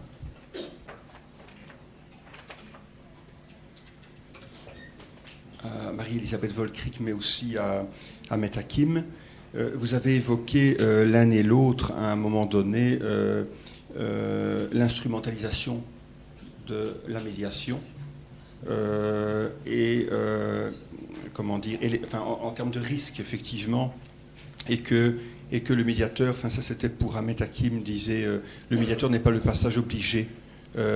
Parce qu'on a l'impression parfois qu'il y a un effet pervers dans le sens où la médiation est une forme de responsabilisation des parties, une façon de rendre les acteurs un peu proactifs, hein, donc ils sont à la recherche d'une solution qui est la leur, et on a parfois le sentiment effectivement que le médiateur apparaît aujourd'hui comme étant finalement celui sur lequel on va se décharger en vue de régler un problème. Et donc, voilà, et donc certainement qu'il relève de la mission du médiateur d'expliquer effectivement le cadre, encore une fois, dans lequel il travaille aux parties. Mais donc voilà, on dirait qu'il y a un peu un effet pervers du système, notamment par rapport à la fonction de médiation, peut-être méconnue encore par beaucoup de monde. Bon, l'instrumentalisation de la médiation, c'est plutôt sur ce point-là, je pense, que vous m'interpellez.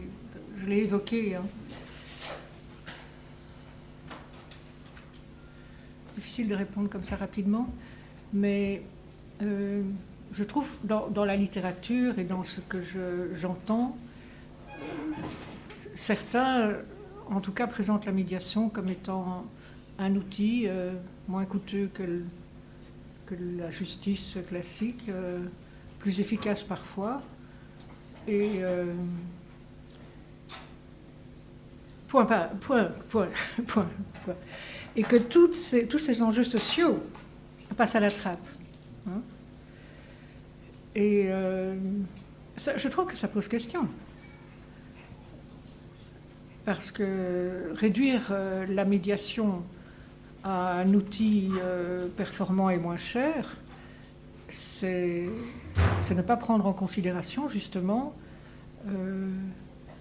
les changements dans lesquels nous sommes, et comment la médiation pourrait faire quelque chose, pourrait permettre à des personnes, à des institutions, à réfléchir aux changements auxquels elle est confrontée, que ce soit l'école, l'institution, la famille. Les changements sont là partout, quoi. Et avec ce qu'on vient de vivre la semaine passée, quoi, à Paris, je dis, mais ça devient simple à comprendre quand même qu'il y a quelque chose pour lequel on doit se mettre à réfléchir. Hein. Et j'ai peur parfois que les médiateurs, sans parfois se rendre compte, ne choisissent, ne se limitent à des méthodes de travail, je dis bien des méthodes, qui visent principalement des résultats. Et c'est peut-être pour ça que dans l'exposé que j'ai fait maintenant, j'ai mis beaucoup l'accent sur la justice. C'est-à-dire que c'est bien d'avoir une entente, mais il faut encore qu'elle soit juste. Je trouve que quand je lis la littérature, les médiateurs, on parle très peu de normes, très peu de travailler quelque chose de juste, et de qu'est-ce que c'est, comment arriver à des décisions qui soient une entente, mais qui soient justes. Et donc là, ça nous confronte aussi à ce qui est différent, à cette pluralité dans laquelle nous sommes plongés. Et je trouve que c'est ça pour moi la médiation. Évidemment, il y a des aspects instrumentaux. Évidemment, c'est important d'avoir des techniques. On a besoin de négociations raisonnées, intégratives et tout ce que vous voulez, on en a besoin. C'est néanmoins des méthodes qui visent des résultats. Il faut se rendre compte de ça. Alors, on en a besoin, mais c'est extrêmement limitatif. Et donc, il y a tout un pan d'une médiation possible qui passe à trappe, me semble-t-il. Mais je dis ça gentiment. Hein. Et là, je pense qu'il faut se rendre compte que la médiation n'est pas un dispositif anhistorique. La médiation, c'est un dispositif qui a émergé dans un certain contexte historique. Et je trouve que ça serait intéressant, comme tout pour les médiateurs, d'essayer d'en faire quelque chose, d'inventer avec les parties. Et voilà, je vais m'arrêter là, j'avais encore une chose, mais j'ai oublié. Merci. Ahmed? Oui, effectivement, je vais abonder aussi dans le sens d'Elisabeth. Donc, instrumentalisation, effectivement, ça peut être illustré de différentes manières. Les exemples que j'ai donnés, donc d'instrumentalisation, ou de dérive. Hein. Quand on parle d'instrumentalisation, il y a toujours une intention derrière, mais si intention il y a, elle est peut-être collective et largement partagée, y compris parfois par les médiateurs eux-mêmes d'ailleurs. Parce que dans certains services ou dans certaines institutions, ça peut parfois flatter l'ego ou parfois faire office de reconnaissance pour des personnes en mal de reconnaissance, de devenir l'intermédiaire incontournable vis-à-vis de certaines catégories minorisées. Au sens, ils sont toujours mineurs, ils ne peuvent jamais faire les choses par eux-mêmes. Ils ne peuvent jamais prendre l'initiative de s'adresser directement à l'un ou l'autre professionnel directement. Il y a des médiateurs scolaires ici, on parle de la médiation hospitalière. Imaginez-vous un seul instant, par exemple, à l'hôpital, n'importe quel patient qui souhaite se rendre à l'hôpital est obligé de se rendre d'abord au service de médiation hospitalière. C'est quelque chose qui paraît complètement inconcevable. Idem bien sûr au niveau des écoles. Or, par rapport à certaines populations, c'est quelque chose qui arrive relativement souvent, où parce qu'une personne est de telle origine, porte un tel nom ou est de telle couleur, automatiquement on appelle le médiateur interculturel, ou qu'on l'appelle autrement. Hein. Ça peut être le steward dans certaines zones flamandes par exemple, ça peut être le médiateur de quartier, le médiateur local ou ceci ou cela, quand bien même la personne a un bac plus 4 ou bac plus 5 ou peu importe, mais ça m'est déjà arrivé à moi-même personnellement, où on m'a amené quelqu'un qui pouvait me donner cours dans telle ou telle matière et pour lequel je devais intervenir. N'avait pas du tout à intervenir pour lui. Et donc c'est de cette dérive-là dont je parle, et à ce moment-là, je pense qu'on rate complètement la finalité première de la médiation, à savoir de faciliter la communication, créer lien avec l'autre. Et une des métaphores que je donne souvent aux médiateurs, parce que dans un métier qui a du mal, je pense que c'est quelque chose qui est profondément ancré dans la nature même de la médiation, qui a du mal à se définir. On a du mal à définir un profil de métier pour les médiateurs. Je pense que c'est pratiquement dans tous les secteurs de la médiation. Donc on fonctionne beaucoup par métaphore. Et une des métaphores qui me semble importante, c'est la capacité d'effacement. Les meilleures interventions que je considère étant relativement efficaces, dans lesquelles je suis intervenu depuis plusieurs dizaines d'années, ce sont les interventions où je n'ai pratiquement rien eu à dire et rien eu à faire, mais la seule simple présence a suffi. À tel point on peut se demander, tiens, mais qu'est-ce qu'on faisait là ? Et je pense que ça, c'est une médiation réussie, parce que là, et je trouve intéressant qu'Elisabeth a évoqué l'importance du tiers. Et bien à ce moment-là, le tiers était personnifié par le médiateur, parfois même sans ouvrir la bouche. Par sa simple présence, les acteurs ont à l'esprit qu'ils n'agissent pas dans un cadre en dehors de la société, mais dans la société, avec notamment ça ou ces différentes normes de justice ou de justesse, selon le point de vue. Et donc ça, voilà, ça c'est un des biais, une des dérives ou une des instrumentalisations possibles. Une autre instrumentalisation qui est relativement courante pour ces métiers de médiateurs, que moi j'appelle plutôt intermédiaires culturels, c'est cette fonction où il devient le spécialiste de la population concernée, alors qu'il n'a aucune compétence en la matière, ni aucun vécu peut-être aussi, quand bien même d'ailleurs s'il avait un vécu, ça ne le projette pas nécessairement comme spécialiste. Et puis, s'agit-il d'ailleurs d'un problème anthropologique, qu'on fasse l'exercice dans une université où on s'intéresse à l'aspect anthropologique de telle ou telle population peut-être, mais dans un hôpital, qu'est-ce que cela a à faire, si ce n'est le parcours ou l'anamnèse culturelle, on peut parler comme ça, l'anamnèse culturelle et sociale de la personne peut-être, mais pas sur le plan anthropologique. Voilà quelques types d'instrumentalisation. La dernière, est bien sûr, c'est celle qui vise à transformer le médiateur uniquement en représentant de l'institution ou en représentant de la population ou de la culture qu'il est censé représenter ou qu'il est censé accompagner. Bien évidemment, ça lui donne comment dire, une place qu'il n'a pas à avoir et qu'il n'a pas à prendre et qu'on n'a pas à lui donner, quand bien même il le voudrait. Dans la plupart des cas, il ne le veut pas, mais c'est un système qui fait qu'on le propulse dans ces positions-là. Et donc il doit faire preuve beaucoup de prudence, et c'est très très difficile dans la mesure où, comme ça a été souligné ce matin, cela dépend de la personne, du bagou qu'il a éventuellement. S'il est ancien délégué syndical, peut-être qu'il aura plus facile à affirmer sa position d'autonomie et d'indépendance, que ce soit par rapport à l'institution qui l'emploie ou par rapport à ses clients, d'une certaine manière, à ses usagers. Mais je dirais tous les médiateurs n'ont pas ce profil-là, bien sûr. Ça dépend aussi de son parcours.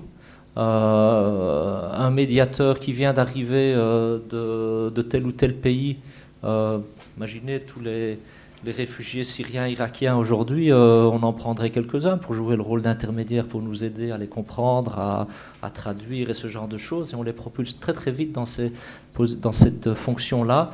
Je ne suis pas sûr qu'ils pourront, avec tout le respect et toute la prudence que l'on peut avoir à cet égard, parce que ce sont aussi des opportunités d'emploi qu'il faut souligner, mais je ne suis pas sûr qu'ils seraient de très très bons médiateurs, dans la mesure où ils doivent bien être ancrés aussi dans la société ici, et donc aussi bien connaître nos institutions, son fonctionnement, ses valeurs explicites et surtout implicites. Et donc effectivement, c'est un travail de tous les jours et une prudence de chaque instant. Et encore une fois, les échanges de pratiques, la formation continue, c'est quelque chose. Tu as parlé, je pense, tantôt de pool de médiateurs. Je ne sais pas si c'est toi ou un autre pool de médiateurs. Ça, c'est quelque chose qui permet bien évidemment de sortir de sa pratique quotidienne et aussi de toutes les dérives dans lesquelles il peut tomber. Ce n'est pas propre aux médiateurs interculturels, mais en particulier, je pense, par rapport aux médiateurs interculturels, parce que les attentes de notre société sont énormes à son propos. Et je rejoins encore une fois ce que disait Elisabeth tantôt. Les attentes sont, sont aussi importantes que l'échec dans lequel se trouvent certaines de nos institutions, les autorités, par rapport à l'intégration de ces populations-là, que ce soit dans différents domaines, soit au niveau de l'éducation ou au niveau social, administratif, etc. Et on a tendance à projeter sur eux tous les je ne vais pas dire tous nos espoirs, mais tous nos désespoirs qu'on transforme en espoir vis-à-vis des médiateurs. Et donc, à titre d'exemple, et je terminerai vraiment par là, et là je reprends ma casquette de directeur du Centre de médiation des gens du voyage et des Roms. En 2010, il y a eu toute une controverse autour de la politique de Sarkozy avec l'expulsion de milliers de Roms vivant en France, et puis ça, toute l'Europe s'est tout d'un coup rendu compte, et les institutions européennes en particulier, de l'état déplorable et misérable dans lequel se trouve la plus grande minorité européenne. Et qu'est-ce qu'on a sorti du chapeau des institutions européennes, d'abord du Parlement européen, ensuite du Conseil de l'Europe et d'autres institutions? Il y a la médiation comme outil principal et essentiel de l'intégration de 15 millions de personnes en Europe. Voilà. Alors ça peut nous flatter comme médiateur, mais il faut pouvoir être assez lucide pour pouvoir mettre en doute cet outil-là. Voilà, merci pour ces différentes réponses qui montrent, je crois que si l'utilité de la médiation est assez claire pour tout le monde, la manière de le faire et l'équilibrisme ou le talent de Gaston Latex et de Superman en même temps est nécessaire aussi. Bonjour, on m'entend? Oui. Oui. Voilà, je voulais vous remercier pour ces deux présentations de cet après-midi, celle de ce matin au passage aussi d'ailleurs. Alors d'une part, dans la première présentation, monsieur, je vous remercie d'avoir nommé ce risque pour la fonction de médiateur que notre profession soit réduite à une fonction de rustine pour tout ce que la société est en train de détricoter sur le plan de l'humain. Donc on nous demande à nous de faire de l'humain en l'ayant enlevé, vous disiez, aux infirmiers, mais on pourrait dire aux éducateurs dans les écoles, etc. Tous ces gens doivent faire du technique ou de l'administratif. Donc il y a ce risque-là et ça ne saurait tarder pour nous aussi. On va devoir rendre des comptes et faire du chiffre si on n'y prend pas garde. Madame Volkrig, j'ai été particulièrement touchée par la description que vous faites du processus tel qu'il pourrait être, et en particulier combien, pour l'expérience que j'en ai, ceux que vous avez appelés les victimes des enlèvements parentaux internationaux pourraient se retrouver dans ce que vous décrivez là, dans leur potentiel, dans leur force d'affirmer qu'ils restent parents contre vents et marées. En revanche, quand vous amenez l'idée que le but, c'est bien d'inventer des solutions ensemble, et donc pour ça de se mettre au service du processus en tant que tiers, et j'entends là un tiers très actif, je me pose la question de qu'est-ce qui se passerait si on inclut de manière plus concrète la réalité de qui sont les parents dits rapteurs quand ça leur arrive, quand ils en arrivent là. C'est pas anodin quand même, c'est un passage à l'acte qui fait fi de la loi du pays dans lequel ils ont fondé la famille, et peut-être, et même souvent, ils utilisent la loi du pays dans lequel ils prennent le retrait avec l'enfant. Donc, je trouve que je serais vraiment très intéressée de voir les suites, si vous en avez, sur le point de vue et la réalité des parents rapteurs et de leur disponibilité ou pas à aller à la rencontre du sens et de la justice et des normes, étant donné qu'ils sont dans cette logique de passage à l'acte et qui doivent rester cohérents avec eux-mêmes. Et un élément suivant, c'est qu'on a aujourd'hui, hélas, parmi les enfants qui ont été, non pas les victimes, mais le jouet de ces rapts parentaux internationaux, on a des jeunes adultes qui ont vécu ça et qui bientôt demanderont à être des vrais interlocuteurs. Donc voilà, je voulais un peu avoir votre écho concernant ces réflexions-là. Je vous ai dit, on a la limite de notre recherche, on n'a pas travaillé avec les parents rapteurs. Alors, quand j'ai évoqué la médiation, c'était presque comme une potentialité, parce qu'il faudrait que les deux parents viennent à la table avec tout. Je ne l'ai pas évoqué non plus parce que j'ai mis l'accent là-dessus, mais je n'ai pas évoqué les problèmes que l'argent, c'est extrêmement coûteux. Le choix du médiateur, le pays où le médiateur va faire sa médiation. Je n'ai pas non plus évoqué, est-ce que les États, vous croyez que les problèmes financiers qui vont être liés, est-ce que les États vont financer des médiations? Est-ce qu'ils vont subsidier des médiations pour tous les immigrés, pour tout... C'est pas évident, Alors quoi, ce sera les plus riches qui pourront se payer une justice? Ça pose énormément de problèmes. Il y a plein de choses que j'ai pas évoquées. Mais ce qu'on aimerait bien maintenant, c'est poursuivre la recherche et travailler avec des parents rapteurs. Mais je vous dis, c'est en même temps vraiment une question de qualification, parce que je suis certaine que des parents rapteurs vont dire qu'ils n'ont pas fait de rapt. Mais évidemment, ils font un peu comme les entreprises aujourd'hui, ils vont dans les pays où la loi leur est le plus favorable, malheureusement. Mais ça pose un problème au niveau de l'enfant, parce que le conflit, c'est un conflit qui est à deux, quoi. Il n'y en a pas un qui est le mauvais et l'autre qui est bon. Le conflit est à deux et ils ne pourront résoudre leur conflit qu'à deux. Mais il faut vouloir le conflit. Si vous êtes dans une situation où tout est le bénéfice pour vous, vous avez la pension alimentaire, vous êtes dans le pays que vous voulez, vous avez votre enfant, etc., pourquoi est-ce que vous allez faire une médiation?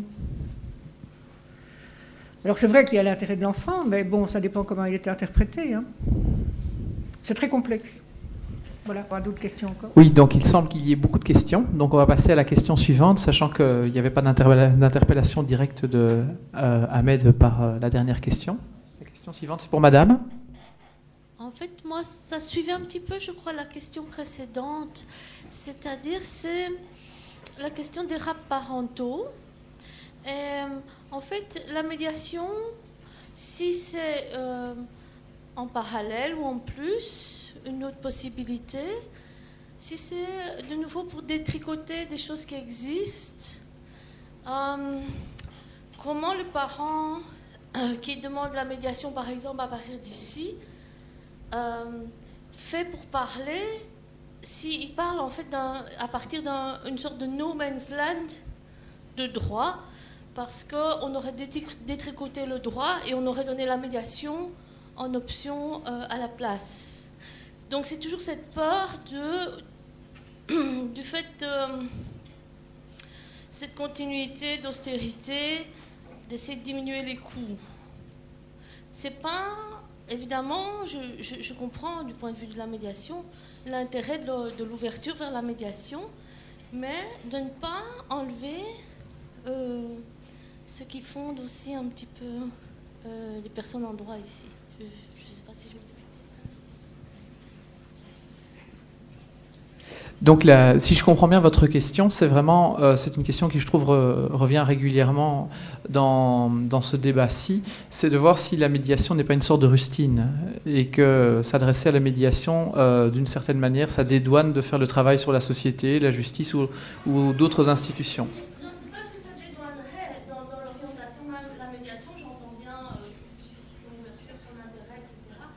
Mais c'est quand on veut utiliser la médiation pour la remplacer peut-être d'autres choses qui existent mais qui n'arrivent pas à être efficaces parce que ça engendre des coûts et des problématiques que la société n'arrive pas à résoudre. Alors elle va prendre l'orientation médiation avec tout son panel de possibilités, mais si elle enlève par ailleurs les autres fonctions,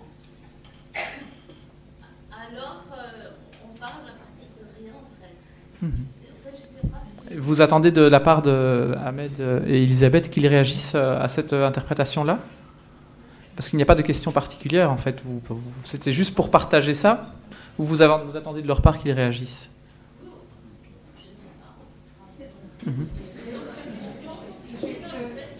Je trouve que c'est, si je comprends bien ce que vous avez dit, la médiation serait simplement un pis-aller parce qu'il n'y a rien qui fonctionne.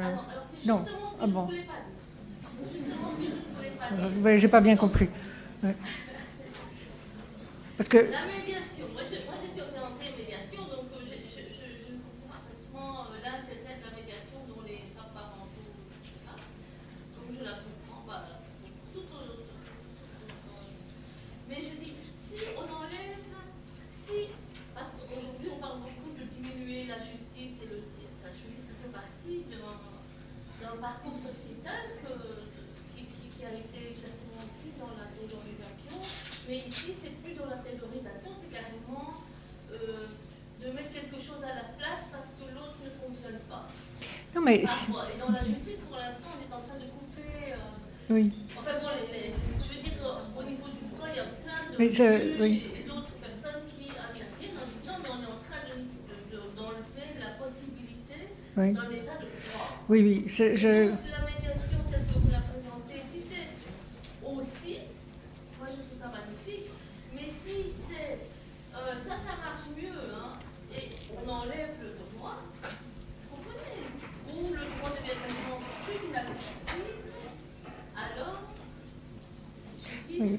on va se retrouver avec une médiation épars, mais qui part de rien, parce qu'en fait, le droit parental au niveau international, il est fondé justement sur le droit. Bien sûr. Sur des droits. Mais juste peut-être, vous avez dit beaucoup de choses. Hein, il n'est pas du tout question de ne pas prendre en considération le droit. C'est pas du tout ça. Je pense avoir voulu dire, en tout cas, que le droit avait des réponses, mais qu'elles étaient insatisfaisantes. Hein, parce qu'on travaille au niveau de la mondialisation. Hein, d'accord, hein, et donc, ce que je pense, c'est que dans ces situations où le droit cherche, hein, les juges cherchent, le droit cherche, se modifie, se transforme aussi. Hein. Il y a beaucoup de recherches sur le droit aujourd'hui. Je ne vais pas rentrer là-dedans, ce n'est pas mon domaine. Mais la médiation est un dispositif qui permettrait de travailler certaines questions. Qui permet, alors il faudrait évidemment rentrer dans beaucoup plus de détails que je n'ai fait, mais qui permettrait effectivement pour les parties, si elles le veulent, hein, qui permettrait de trouver des normes communes, hein, d'inventer des choses, parce que les situations sont nouvelles. Hein. Donc c'est un dispositif qui est extrêmement intéressant et dont on peut aujourd'hui, peut-être plus que jamais, fonder quelque espoir, quoi. On en a besoin. Alors la question suivante, ici au deuxième rang. Oui, je voudrais adresser une question à Mme Volcric. Donc là, tantôt, nous avons parlé de l'instrumentalisation de la médiation, hein, et donc de ce risque d'être en recherche de résultats rapides. Et donc, dans le cadre de la médiation familiale, les ruptures parentales, séparation, divorce, etc., je voulais souligner donc une question ici par rapport à la relativité du temps. On sait que le temps est différent pour les adultes que pour les enfants, essentiellement en bas âge. Donc 6 mois pour un adulte va représenter proportionnellement une durée nettement plus longue pour un enfant en bas âge. Et donc, surtout au regard donc, de son évolution, de son développement. Et donc, bien que convaincu de l'importance de laisser du temps au temps dans le processus de médiation, mais comment ne pas instrumentaliser la médiation tout en restant attentif à l'intérêt de l'enfant et au développement, au rythme du développement de l'enfant. Voilà, comment faire finalement coexister ces tensions. Voilà, j'aurais voulu avoir... C'est tout l'enjeu, hein, c'est tout l'enjeu. Bon, je n'ai pas souligné ça pour les enlèvements d'enfants, mais pour les enlèvements d'enfants, réagir est urgent. Souvent, les juges doivent réagir extrêmement rapidement, quoi. Mais je ne suis pas rentrée là-dedans parce que je voulais mettre l'accent sur autre chose, sur un développement possible potentiellement. Mais effectivement, un des enjeux de la médiation, c'est d'arriver à articuler des enjeux... Non, un des objectifs de la médiation, c'est d'arriver, je pense, à articuler des enjeux d'efficacité. Il faut être efficace, il faut gérer des conflits, il faut trouver des solutions, c'est évident. Un médiateur qui n'arrive pas à trouver des solutions, bon, mais il ne va pas rester là. Hein. Donc il faut trouver des solutions. On a besoin d'instruments pour trouver des solutions. Mais ce n'est pas la seule... Ce n'est pas la seule... Comment ? Un médiateur ne trouve pas de solution. Non, mais vous comprenez ce que je veux dire. La médiation doit déboucher sur des solutions, hein, c'est ça que je veux dire. Hein, on doit quand même résoudre quelques conflits, non ? Hein, non ? Enfin, disons que je continue mon idée. Hein, je pense qu'il y a un double enjeu. Un enjeu d'efficacité, je vais l'appeler comme ça je ne me risque plus trop. Hein. Un enjeu d'efficacité. Hein. On a besoin d'outils pour être efficace, et il y a des méthodes qui sont efficaces, elles ont fait leurs preuves. Hein. Mais il y a aussi un autre enjeu, il ne faut pas le perdre de vue. Et on a parlé d'art pour la médiation, pour le médiateur. L'art, c'est peut-être d'arriver à conjuguer des enjeux d'efficacité avec des enjeux de justice ou de démocratie ou que sais-je. J'insiste, moi, sur la création, parce qu'on est devant des questions nouvelles. Les écoles se transforment, le rapport à l'autorité se transforme, toutes les institutions se transforment, les familles se transforment. Et donc, ce n'est pas suffisant d'avoir des méthodes efficaces. C'est déjà très important. Hein? Ne me faites pas dire ce que je n'ai pas dit. C'est déjà très important. Mais je pense, puisqu'on est ici pour réfléchir à la médiation, que ce n'est pas suffisant. C'est pas suffisant. Alors, Ahmed voulait aussi réagir. Peut-être juste rapidement, peut-être en complément de ce qu'Elisabeth vient de dire, peut-être rappeler, et par rapport à la dernière interpellation ou question, surtout en ce qui concerne les rapts internationaux d'enfants, l'émergence de la médiation s'est faite à ma connaissance, et notamment en Belgique, avec feu Madame de Vroed, Nadia de Vroed, qui est décédée il y a peu. C'est faite véritablement à l'initiative du parquet famille, devant le désespoir des parents, devant aussi l'impasse et l'inefficacité de toutes les démarches, de toutes les pressions, de toutes les menaces de condamnation, etc. Donc le parquet de Bruxelles en particulier, le parquet de la famille de Bruxelles, a commencé à initier ces démarches de médiation parce que et la justice et les familles concernées, une des familles concernées était dans l'impasse totale et dans le désespoir total. Et la médiation représentait la seule possibilité, parfois juste pour avoir un contact avec le parent rapteur. Et n'imaginez pas que c'est uniquement dans des pays lointains et exotiques, puisque j'ai dû parfois intervenir dans des pays tout à fait limitrophes qui protégeaient becs et ongles le parent rapteur.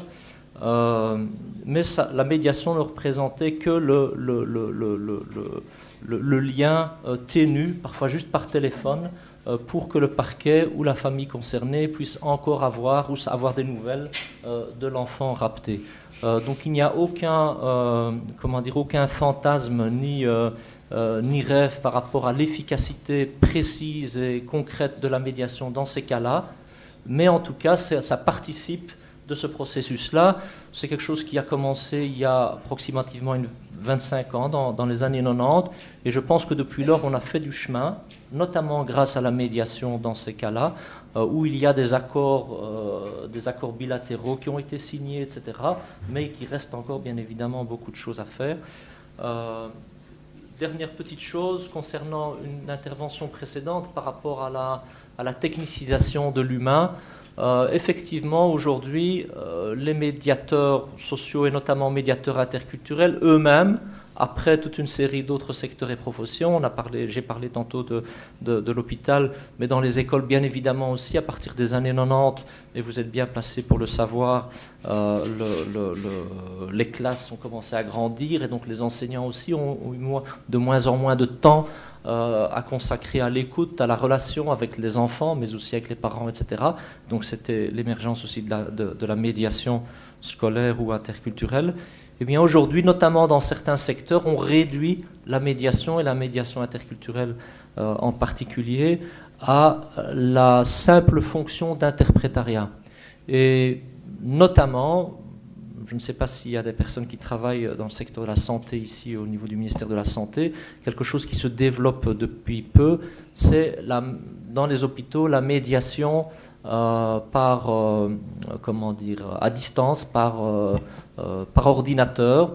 Et donc vous avez le médecin, vous avez le patient et vous avez un écran d'un médiateur interculturel qui se trouve à l'autre bout de la Belgique et qui traduit pour le médecin concerné et le patient concerné. Bien évidemment, on se retrouve là, pour moi, plus du tout dans de la médiation, mais éventuellement et encore dans de l'interprétariat. Mais je sais que ça peut être contesté. Justement, des subsides supplémentaires, c'est-à-dire le fait pour bien évidemment interculturel d'accepter, je veux dire, cette vidéoconférence, c'est presque une vidéomédiation. Oui. En tout cas pour l'hôpital qui le fait, oui, pour la médiatrice, je ne pense pas, mais pour l'hôpital qui le fait, effectivement, ils ont des subventions supplémentaires. Pas trop, mais il y a des sous. Voilà, exactement. Alors nous avions une question au troisième rang, je crois. Monsieur, non ? Oui, bonjour. Mohamed Naï, médiateur à Scarbeck, qui n'a pas l'habitude de parler à plus de 3 personnes, et c'est peut-être sans cela que je suis médiateur. je n'ai pas l'habitude de parler à plus de 3 personnes. Je vous remercie pour votre intervention, mais il y a 2 choses. Il y a une petite réflexion que je voudrais apporter et une petite remarque sur ce qu'il vient de dire en dernier lieu, notamment quand on parle de rapts parentaux, de kidnapping d'enfants, etc. Je crois que vous avez évoqué tout à l'heure, les mots ont du sens, et c'est vrai que parler de kidnapping d'enfants ou de rapts parentaux m'interpelle. En droit, on parle plutôt de déplacement illicite. Et là, cette phrase n'invite pas à un jugement de valeur ou à une stigmatisation d'un des parents. Elle reste plus ou moins neutre, même si elle ne met pas, en mettant en quelque sorte le médiateur neutre. Alors, il m'est arrivé dans les années 90 justement d'intervenir dans des déplacements illicites d'enfants. Et j'ai constaté qu'effectivement, on ne peut pas parler de médiation dans ce cadre-là. Il est très difficile de parler de médiation, et monsieur a raison de dire qu'on est plutôt un intervenant. Et justement, et c'est ce qui m'amène à la réflexion que je voudrais apporter, et qui est pour moi un paradoxe de la médiation. Donc d'une part, la médiation en termes conceptuels a un discours, se positionne d'une certaine manière, et dans la pratique, elle se traduit autrement. Et donc, ce paradoxe, c'est est-ce qu'on peut être dans le réel des parties, tout en étant en dehors des parties? Cela veut dire aussi, est-ce qu'on peut être médiateur sans être intervenant? En termes conceptuels, on est tous peut-être d'accord à considérer que un médiateur n'est pas un intervenant. Il n'agit pas dans le champ social. Donc, et dans la pratique, il est amené souvent à agir, à être un acteur dans le champ social où il joue un rôle directement ou indirectement de transformateur de ce champ. Et voilà, donc je crois que la notion d'intervention, est-ce que le médiateur est-il intervenant ou pas, me semble, moi, importante à clarifier, à définir, pour essayer de donner une définition du rôle du médiateur et par-delà de son statut. Voilà. Alors, une réaction assez rapide, parce qu'il est déjà 16h30, donc l'heure à laquelle on m'a demandé de clôturer l'atelier. Donc j'aimerais avoir peut-être une réaction rapide et puis une dernière question. Ah, oui. Une information en plus, maintenant ou après? Là maintenant, par rapport à la médiation internationale, il y a quand même, par rapport à la médiation internationale, dans le cadre des rapports d'enfants, désolé, c'est ça qui sont choisis, le micro arrive. Par rapport à la médiation internationale, dans le cadre des rapts d'enfants, child abduction, il y a eu une volonté quand même de l'Europe qui a formé des médiateurs dans quasi tous les pays européens maintenant, au moins un. En Belgique, nous sommes 6, 4 néerlandophones et 3 francophones, donc 7. Et c'est dans ce cadre-là qu'on s'était rencontré à un colloque. Donc il y a quand même eu des expériences, et le colloque était destiné à informer les juges qu'ils pouvaient proposer la médiation qu'on appelle maintenant pressure cooker mediation, parce qu'on a 3 jours pour inviter les parties, si elles veulent évidemment, à se rencontrer. Donc différemment de ce cas où les gens ne veulent pas, il y a aussi des expériences de médiation qui ont réussi dans le cadre des enlèvements d'enfants, et qui est sous Bruxelles 2 bis et la Convention de La Haye. Mais quand, effectivement, comme disait Isabelle, il n'y a pas de convention avec certains pays, là ça devient un peu plus difficile. Et si vous voulez plus d'informations, sur le site de Child Focus, il y a des vidéos sur les personnes qui ont été victimes de rapts d'enfants en tant qu'enfants et qui sont adultes. C'est absolument magnifique à visionner. Et il y a une liste des médiateurs sur leur site. Et ça s'appelle crossbordermediation.eu. Voilà, merci. Il y avait encore 2 questions. Oula, je ne sais pas comment ça se fait, mais ici. Une réaction peut-être d'abord d'Elisabeth ou de Amel? Peut-être je partage largement ce que monsieur vient de dire concernant ce paradoxe. Donc, c'est comment dire, y compris théoriquement d'ailleurs, comment expliquer l'accent que l'on met sur la position de retrait, sur la position de neutralité, parfois quasi absolue, que l'on attend du médiateur, et en même temps l'attente, parfois quasi absolue, de résultats, et tantôt encore Elisabeth disait qu'on attend des résultats, etc. Alors on peut mettre le curseur un peu plus ou un peu moins d'un côté ou de l'autre, peu importe. Cela veut dire dans le concret, dans le réel, que le médiateur effectivement influe sur ce réel et donc influe au minimum sur le positionnement des acteurs. Et donc il est un intervenant à part entière et il doit en avoir conscience. La position et l'attitude que moi j'ai, c'est qu'il doit avoir conscience de l'effet qu'il a sur les acteurs, de manière à en limiter au minimum les effets potentiels indésirables et négatifs, voire à maximiser, à l'inverse, les effets positifs, la prise de confiance en soi, la confiance en l'autre, la facilitation de l'expression des uns et des autres, etc. Ce sont des effets réels. L'effet peut-être attendu, qui ne se rencontre évidemment pas toujours, c'est la solution, et là il y a un large débat, bien évidemment.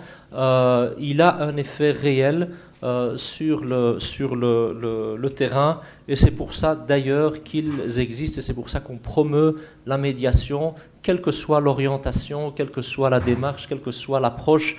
Dans tous les pays aujourd'hui, la médiation constitue une solution, même si les médiateurs n'aiment pas ce terme-là, constitue une solution aux différentes impasses, qu'elles soient juridiques, qu'elles soient sociales, qu'elles soient éducatives, etc., etc. Donc effectivement, il y a un effet, c'est un intervenant, encore faut-il circonscrire cet effet-là. En un mot alors. On pourrait dire que c'est un opérateur de différenciation. Différenciation.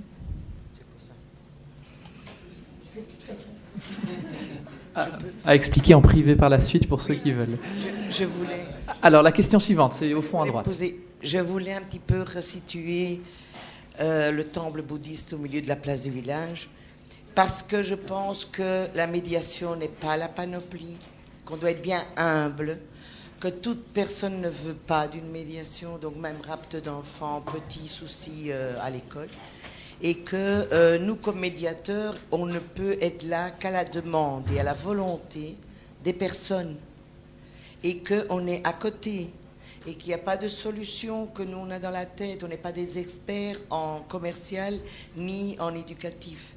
Et on est là en tant que médiateur, et on est là à côté. Et donc moi je pense que c'est très important de retrouver notre juste place, parce qu'il est très important de garder la place de la justice, la place des éducateurs, la place de tous les intervenants dans notre société, du prof. Chacun a sa juste place. Nous, on a une autre. Et c'est cela qu'on doit montrer. Notre juste place ailleurs. Merci. Alors peut-être pour gagner du temps, donner le micro à la dernière question. Comme ça, les intervenants pourront répondre en même temps. Il n'y a pas de dernière question ? Ceci était donc la dernière. Alors, qui veut réagir ? Je ne sais pas si vous voulez réagir.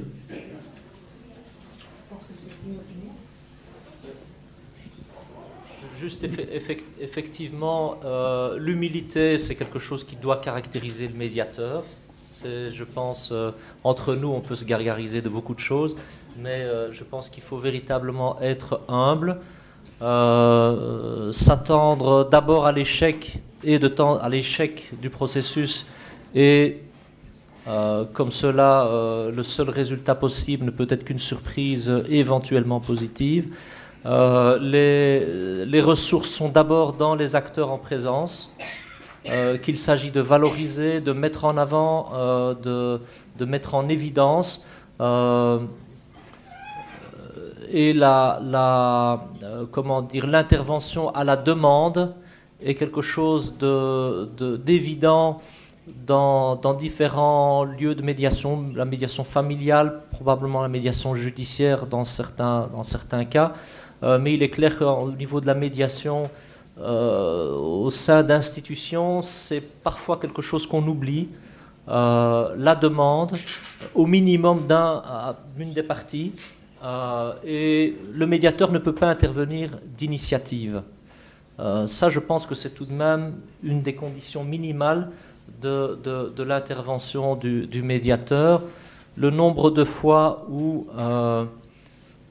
certaines institutions qui nous soutiennent me demandent d'intervenir d'initiative parce qu'elles ont connaissance d'une situation, je réponds diplomatiquement, disant voilà mes coordonnées, voilà les coordonnées du centre de médiation, ils peuvent faire appel à nous, mais enfin tu sais très bien où ils sont, tu peux y aller. Oui, voilà, ils doivent d'abord faire appel à nous. Vous parlez comment dire, de notre existence. Nous intervenons à leur demande, au moins à la demande d'une des parties. L'autorité locale, par exemple, et les Roms ou gens du voyage, pour ce qui concerne ceux-là. Dans d'autres cas, on exproprie les personnes de leur responsabilité, de leur autorité et, in fine, de toutes les ressources dont elles peuvent disposer en tant que personne, en tant que citoyenne, en tant que patient, etc., etc. Donc ça, effectivement, la demande. Et dernière petite chose que je dis très rapidement et je laisse à votre réflexion, il faut absolument différencier le besoin de la demande. Je sais qu'on est dans le travail social et éducatif, on tourne autour des besoins. Je suis plutôt quelqu'un qui prône le travail autour des demandes et pas des besoins. Merci beaucoup pour les différentes questions, merci pour les différentes interventions de cet après-midi, du reste de la matinée.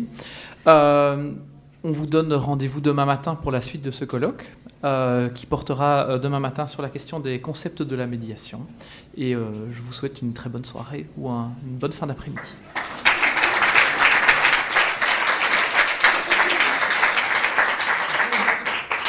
Une petite chose pour l'intervention de Jean de la Tower demain, il demande d'apporter un bic et 3 bouts de papier.